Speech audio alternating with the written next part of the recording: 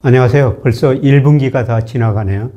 최근에 그 경제 동향, 앞으로 경제가 어떻게 될지 그동안 제가 말씀드렸던 거하고 앞으로 그 전망에 대해서 말씀을 드려보겠습니다. 우선 우리 경제에 대해서 제가 여러분한테 늘 말씀드렸던 거는 선행지수가 올라가면서 올해는 경기 확장 국면이다. 이런 말씀을 드렸습니다. 단기 순환상으로는 경기 확장 국면에 접어들고 있다. 그러나 우리 체감은 별로 안 좋을 거라는 거죠. 왜냐하면 수출은 증가하고 있는데 소비는 별로 증가하지 않을 거라는 겁니다. 그러면서도 제가 단기 순환하고 구조적인 문제를 같이 살펴보자. 구조적으로는 우리 경제가 저성장 국면에 들어서고 있다. 그래서 구조적인 문제하고 사이클적인 문제하고 늘 같이 말씀을 드렸습니다. 그 다음에 증권시장에 대해서는요. 그동안 예금 및 현금 비중이 너무 높다. 이걸 줄여가지고 채권하고 주식 비중을 늘려야 된다. 이런 말씀을 계속 들었었습니다. 그 다음에 우리 코스피 전망에 대해서는요. 명목 GDP 등에서 너무나 저평가됐다. 결국 제자리 간다. 중장기적 측면에서는 주식을 조정받을 때마다 계속 사야 된다. 이런 말씀을 드렸습니다. 그 다음에 올해 제가 평균 코스피를 한 2,550으로 말씀을 드렸고요. 변동 범위는 2,450에서 2,750 이 박스권일 것이다. 근데 1월에서 3월 중순까지 1월에가 2,436까지 떨어졌고요. 3월에가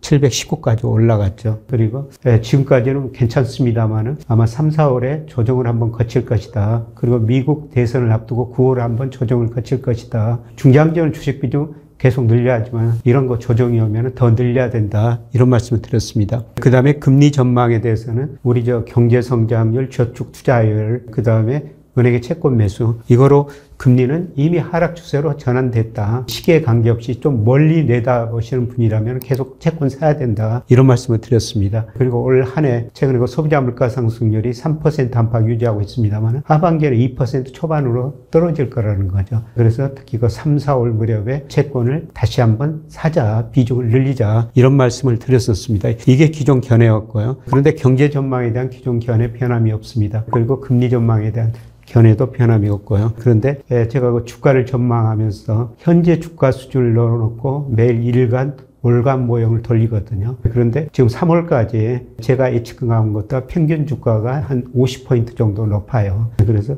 제가 예상한 것보다 평균 주가를 50포인트 약간 높였고요. 상한선도 조금 더 올라갈 것 같습니다. 그런데 제가 늘 이런 말씀을 드리면서 사실 두렵습니다. 제 전망이 어떻게 맞겠습니까? 그래서 이 그림을 한번 보여드리는데요. 제가 1979년에 사무엘슨 경제학이라는 책으로 처음으로 경제학을 공부했습니다. 근데 이 그림 보면은 어떻게 보면은 새 주둥이 같고요. 어떻게 하면은 산양 머리 같습니다. 그래서 경제학 사회과학이라는 건 이런 거라는 거죠. 자기가 배운 이론 데이터에 따라 가지고 어떤 사람은 이거를 산양 머리라고 주장할 수도 있고요. 어떤 사람은 새 주둥이라고도 주장할 수가 있다는 것입니다. 그런데 제가 새 주둥이라고 주장하는데요. 여러분 보기에는 산양 머리일 수도 있어요. 그런데 제가 그 증권사 리서치 센터 오래 근무하면서요. 이것도 같고 저것도 같습니다. 그거는 전망이 아니죠. 그래서 어쩔 수 없이 한쪽 방향으로 전망할 수밖에 없습니다. 그거는 제가 가지고 있는 이론, 데이터에 따라서 그렇게 전망한 겁니다. 다를 수도 있으니까요.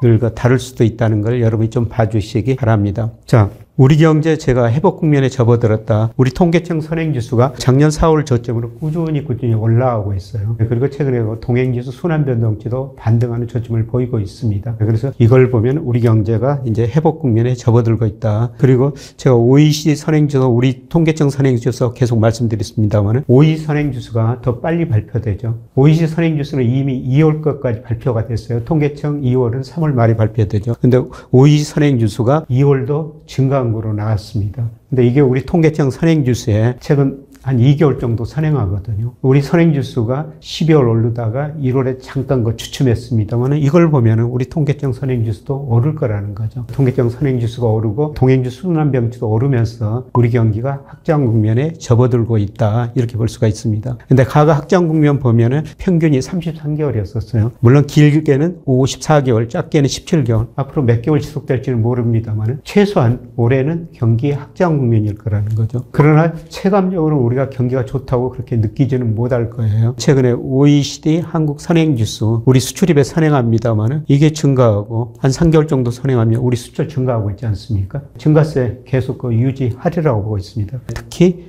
우리 수출 중에서 올해 들어서 반도체가 증가하고 있죠. 반도체 수출 비중이 2018년에 21%였는데요. 작년에 15.6%까지 많이 떨어졌어요. 근데 1, 2월 보니까 어떻습니까? 급격히 늘어나고 있지 않습니까? 우리 반도체 수출 중 절반 이상이 중국, 홍콩으로 가는데요. 중국, 홍콩으로 수출이 증가하고 있다는 겁니다. 그래서 우리 수출이 증가하고 있는데 그게 주도한 게 반도체다. 그리고 최근에 선박 수출도 많이 증가하고 있습니다. 두 가지가 우리 수출을 주도하고 있죠. 그래서 수출이 증가하면서 우리 경제가 회복 국면에 접어들고 있다는 겁니다. 그런데 제가 여러분이 체감적으로는 그렇다고 경기가 좋게 느껴지지는 못할 것이다. 이런 말씀을 드렸는데요. 우리 가계부채가 물론 금융자산도 늘어나고 있습니다만 아직도 절대적으로 매우 높은 수준 아닙니까? 그래서 2001년 무렵에 우리 가계부채가 그때 많이 증가했었습니다만 특히 그 이후로 보면 어떻습니까? GDP에서 소비가 차지하는 비중이 46%예요. 미국 물론 69%로 더 높습니다만 그런데 가계부채가 높으니까 어떻습니까? 소비 증가율이 GDP 성장률을 계속 밑돌고 있죠. 앞으로도 그럴 거라는 겁니다. 가계부채 높죠. 금리 물론 떨어지고 있지만 이자 부담도 아직도 꽤 높은 편이에요.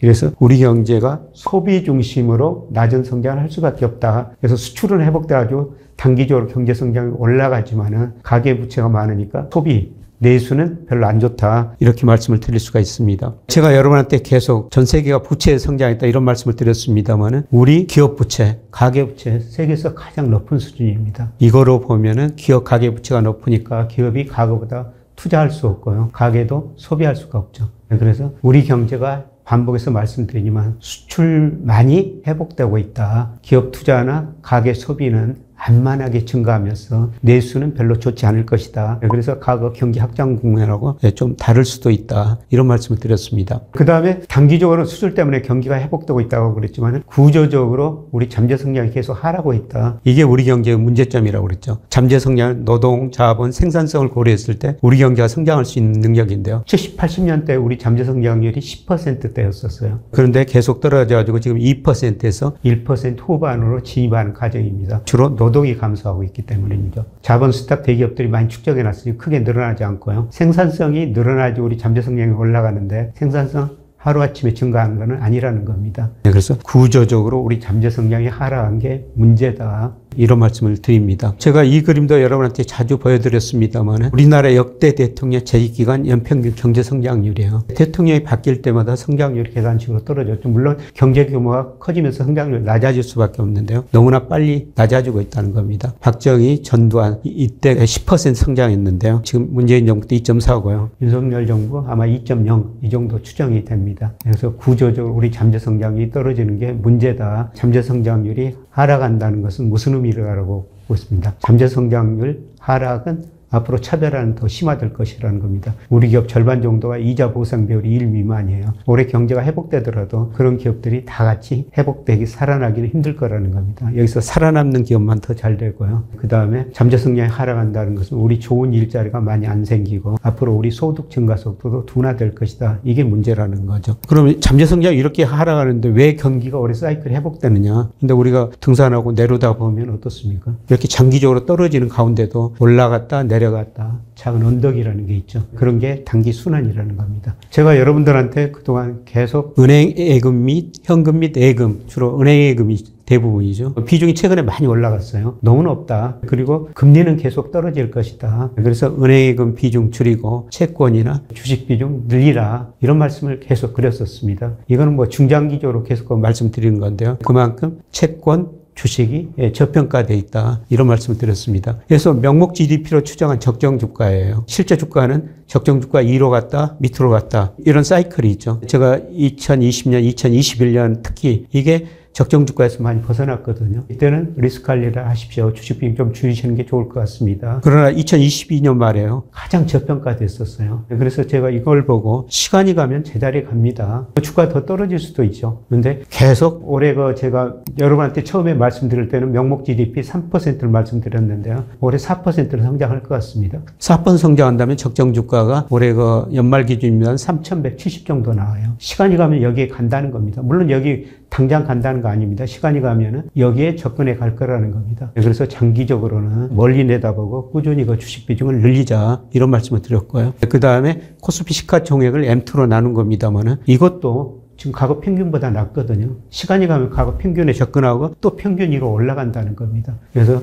장기적으로 명목 GDP나 M2에 비해서 우리 코스피가 저평가됐다. 이런 의미에서 장기적으로는 계속 주식 비중을 늘리자. 이런 말씀을 드린 겁니다. 그리고 단기적으로도 제가 일평균 수출 금액 가지고 월별로 주가를 평가하는데요. 2021년 4월에는 코스피가 일평균 수출을 거의 40% 가대평가됐어요. 이럴 때는 제가 적극적으로 주식 비중을 줄이라고 말씀드렸습니다. 이때 3,300 갔을 때 2,200 말씀드렸지 않습니까? 그런데 주가가 떨어져가지고 최근에 어떻습니까? 코스피하고 일평균 수출 금액하고 거의 같은 방향으로 움직이고 있습니다. 이런 측면에서 보면은 주가가 가대평가됐던 거예요. 전부 가소평가 영역에 들었었다. 이런 의미에서 중장기적으로 주식 비중을 늘려야 되는데요. 그럼에도 불구하고 올해 제가 대세 상승이라고 말씀을 못 드리는 것은 아까 경기가 확장 국면에 접어들었는데 매우 안만한 확장 국면이라는 거죠. 수출만 증가해가지고 경기가 회복되지 설비 투자나 소비는 안만한 증가세라는 겁니다. 이런 의미에서 제가 적정 주가는 3,000이라고 말씀드렸습니다. 여기 가는 데는 좀 시간이 걸릴 것이다. 그렇게 말씀을 드린 겁니다. 그런데 제가 앞서